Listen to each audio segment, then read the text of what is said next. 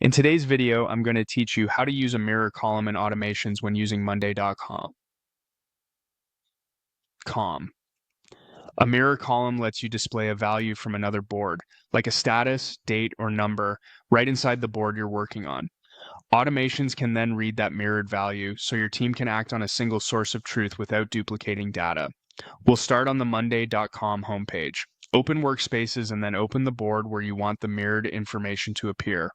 With the board open, add a new column by clicking the plus sign at the far right of your columns. In the column center, type Connect Boards and select it. This column links items on this board to items on another board and is required before you can mirror anything. With the Connect Boards column added, set up the link between boards.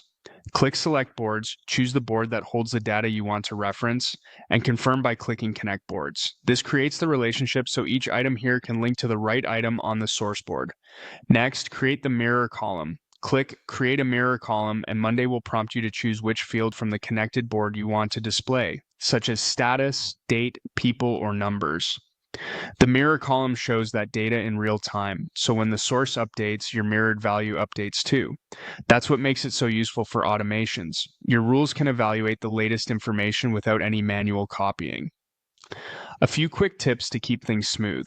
Make sure anyone using this board also has access to the connected board, or mirrored values may appear restricted. Consider renaming the connect boards and mirror columns to something descriptive so they're easy to understand at a glance. If items link to more than one item on the other board, your mirror column may show multiple values. That's normal and automations can still evaluate them. With the mirror in place, you're ready for automation logic that references it.